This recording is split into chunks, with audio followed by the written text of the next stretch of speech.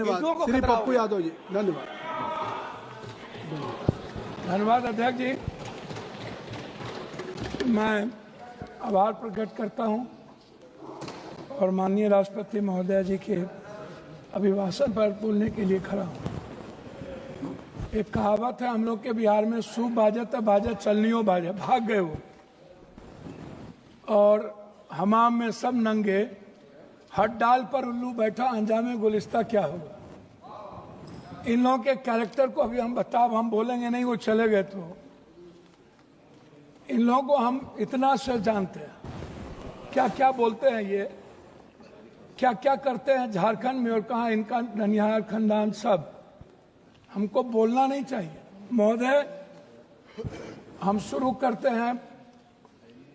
बार बार चर्चा होती है बिहार की। प्रधानमंत्री जब से आए, अभी परसों प्रधानमंत्री जी ने कमला नगर में बोला कि हम इमरजेंसी में यहीं रहते थे और जमुना का पानी हम पीते हैं डेली। आप रिकॉर्ड उठा के परसों के स्पीच का सुनिए कि हम जमुना का पानी पीते हैं, हम कमला नगर में ही रहते थे। प्रधानमंत्री जी हमारे कहाँ कहाँ रहते थे, कहाँ नहीं रहते थे, हमको आज तक समझ में नहीं आई कि गुजरात, जो गांधी और पटेल के गुजरात, जो मोहब्बत की नगरी और लोकतांत्रिक व्यवस्था में वसुधैव कुटुंबकम और मानवता के लिए जो प्रतीक थे, आज वो गुजरात गांधी से हटा करके, पटेल से हटाकर उनको नाथूराम गोडसे और नए गुजरात की परिभाषा से परिभाषित की गई। शुरुआत किया गया और जब आए तो उन्होंने काला धन, जाली नोट, 15 लाख रुपया से शुरू की, 2 करोड़ नौकरी, नोटबंदी, जीएसटी, आप उठा करके देख लें।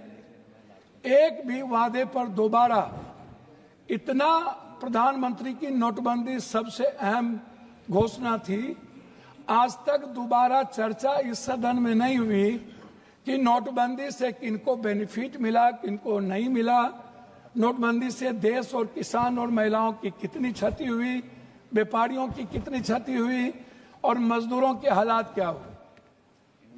अध्यक्ष महोदय, जीएसटी के को आप उठा के देख लीजिए, हर व्यक्ति के जेब से पेन, कलम, दवात, पेंसिल, चाय पत्ती, नमक, तेल, सब्जी, दाल, साड़ी, चप्पल, सब चीज पर 3 गुना जीएसटी।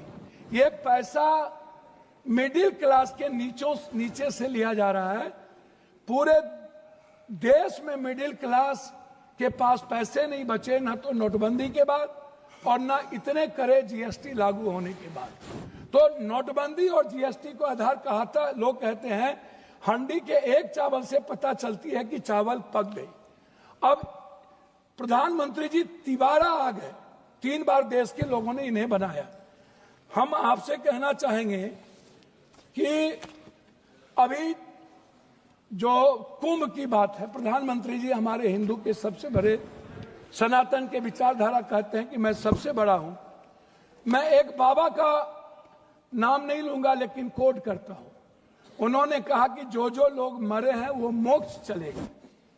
तो मैं चाहता हूं कि लगभग बाबा और नागा और जो नेता वहां जाते हैं और जो बड़े पैसे वाला, उनको भी डुबकी लगा के मर जाना चाहिए ताकि इन लोगों का कल्याण हो जाए, ये मोक्ष पे चले जाए। भैया सुनिए, मोक्ष में चले जाएं।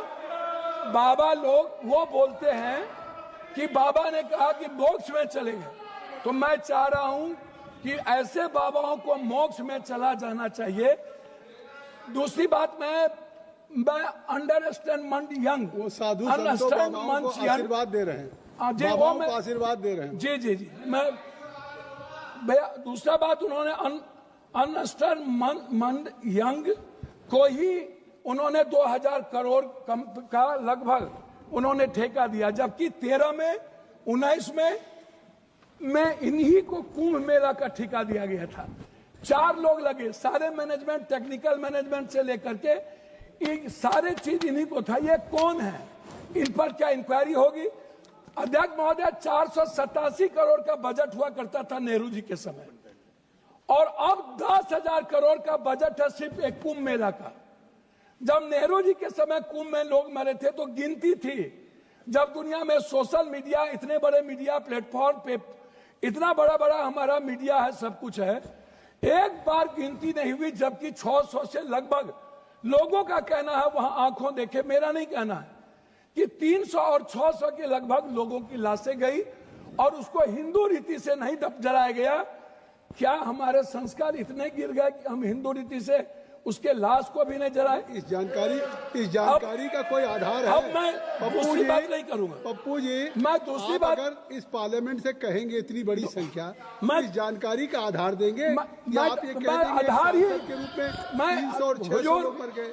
हुजूर, मैं क्या कह, तो आप हमारे संरक्षक है, गार्जियन है, मैं अपनी बात उनके द्वारा कह रहा हूं। दूसरी बात, महोदय राष्ट्रपति भाषण में रोजगार की, नौकरी की, बीपीएससी का, यूपीएससी का, एसएससी का, नीट का, जो लगातार हमारे नेता राहुल गांधी इस सवाल को लेके बोलते रहे। बीपीएससी में हमारे बिहार के बच्चों को मारा गया, लगातार धरना पे हैं, हम कोर्ट गए, लगभग पेपर क्वेश्चन लीक आउट होता है इस देश में। क्या कभी किसी पेपर, क्या कभी मिडिल क्लास या ओबीसी या ईबीसी का बेटा अब कभी नौकरी कर पाएगा? 3 बार प्रधानमंत्री रहते हुए आदरणीय प्रधानमंत्री जी के कार्यकाल में रेलवे की वैकेंसी नहीं निकली, बैंकिंग की वैकेंसी नहीं निकली, लगभग अग्निवीर हो गया। और इतना ही नहीं, नियोजित और संविदा की खेती होगी, परमानेंट नौकरी अब नहीं मिलेगा, नौकरी लगभग प्राइवेट की ओर चला गया। तो प्राइवेट में तो अध्यक्ष जी आरक्षण है नहीं, तो ओबीसी, ईबीसी, एसटी, एससी का बच्चा तो गया। आपने तो हमला कर दिया है आरक्षण पर, 67% आरक्षण नहीं देंगे। अब जाति जनगणना की बात बीजेपी के मुंह से शोभा नहीं देती। मैं कुछ और नहीं कहूंगा, मैं सिर्फ इतना कहूंगा बिहार के बारे में कि जब बिहार की चर्चा होती है, जब ये लोग करते हैं, अभी मैं आपको एक ऐसा चीज दूंगा अध्यक्ष महोदय, एड्रल इंडस्ट्रियल सॉल्यूशन कंपनी, ये निजी कंपनी में सहारा इंडिया भी आता था। सहारा इंडिया लगभग 3 करोड़ लोगों का पैसा अभी झारखंड, आप तो किसी भी स्टेट के साथ सौतेलेपन का व्यवहार करते हैं। आप तेलंगाना देखिए, बेंगलोर देखिए, झारखंड देखिए, झारखंड का आप जीएसटी का पैसा नहीं देते हैं। झारखंड की बंद पड़ी फैक्ट्रियों का आपके रीजन में बंद हुआ। झारखंड में आप, झारखंड की इकोनॉमी की स्थिति क्या है, आप उस पर चर्चा नहीं करते हैं। आप बंगाल पे भी चर्चा नहीं करते हैं। बिहार की जीएसटी का पैसा नहीं मिलता है। तो जो लोग ये बात उठाते हैं, मेरा कहना क्या है अध्यक्ष महोदय, कि एजुकेशन पर कितना बजट आप देखेंगे, ये मेरे पास है महोदय, 2014 में 7.4, 2024 घट के हो गया 6.4, 19 में 2020-21 में 6.6 की गिरावट आ गई आर्थिक विकास दर में। महंगाई की स्थिति आप देख लीजिए सर, ये कहते हैं ना लगभग 84 से 86 करोड़ को आप कौन सा चावल दे रहे हैं आजादी के बाद, कौन सा? 84 करोड़ 5 लाख चावल पर यह देश पैदा हुआ है। हम 140 में 84 करोड़ जीडीपी की बात करने वाला है। हम उनसे पूछना चाहेंगे कि मेरे रुपये की गिरावट कितनी है, मेरी वैल्यू कितनी है, कृपया और पर कैपिटा इनकम। सर वही हम आपसे है। 9 मिनट हो गया। 9 मिनट। सर मैं बिहार के बारे में कह के बात करता हूं जब आप कह रहे हैं, तो मेरा कहना आपसे ये है, अभी तक भी तो आप बिहार के, मेरा कहना यह है कि आप की जो विदेश नीति है, अभी बांग्लादेश, सर वही आ रहा हूं सर, बांग्लादेश गए थे आईएसआई के चीफ, 3 दिन वहां रहे। भूटान की आधी सरकार चीन में थी। हमारे प्रधानमंत्री बहुत मजबूत हैं। नेपाल के बॉर्डर पर पूरा का पूरा चीन का एयरपोर्ट बन गया, पूरा। सर पोखरा में जाके देखिए, वहां के सैनिक चैन के उतरते हैं। सर एएसआई के एजेंट क्या कर रहा था? सर भूटान के मंत्री चीन में आज 15 दिनों से क्या करते हैं? बांग्लादेश दुश्मन, नेपाल दुश्मन, पाकिस्तान दुश्मन, वियतनाम दुश्मन, वियतनाम चला गया, ताइवान चला गया, चीन हमारा दुश्मन, सबसे बड़ा दुश्मन चीन। अब कंक्लूड सर कंक्लूड कर, प्लीज कंक्लूड। हम सर बिहार के बारे में सिर्फ आएंगे। सर मेरा आग्रह है 2 मिनट सर, 1 मिनट कि बिहार में क्या मिला? सर हम भीख मांगा क्या गया नहीं बिहार मिला? के द्वारा, क्या नहीं मिला? सर मेरी बात सुनिए ना, विशेष राज नहीं मिला, विशेष पैकेज नहीं मिला, बंद पड़े फैक्ट्री, डालमिया नगर से शुरू करता हूं, चीनी मिल, पेपर मिल, दालचीनी मिल, सिल्क मिल, बंदूक फैक्ट्री, आप उठाइए, आप उठा करके देखिए, सिल्क मिल, जूट मिल। सर मेरे यहां बनमनखी में चीनी मिल बंद हो गया। जब फैक्ट्रियां नहीं रहेगी, जब फूड प्रोसेसिंग पर हम फैक्ट्रियां नहीं देंगे, जब हम मछली उत्पादन को फैक्ट्रियां, बार बार चर्चा होती है। सर मैं बात को खत्म कर रहा हूं, मैं अपने क्षेत्र की बात करूं। सर मैंने अपने क्षेत्र में मैंने कहा कि हमारा जो बॉर्डर है बांग्लादेश नेपाल, इस इलाके में एक एम्स मैंने पूर्णिया के लिए मैंने डिमांड किया। मैं सभी जगह सब स्टेट में 2-3 हाई कोर्ट बेंच है, लेकिन मैंने आग्रह किया कि हाई कोर्ट बेंच हमको कम से कम पूर्णिया में। सर 1 मिनट करेंगे श्री के सर, एक मिनट सर, 1 मिनट। अपनी बात हमने मांगा हमको हाई कोर्ट बेंच दिया जाए।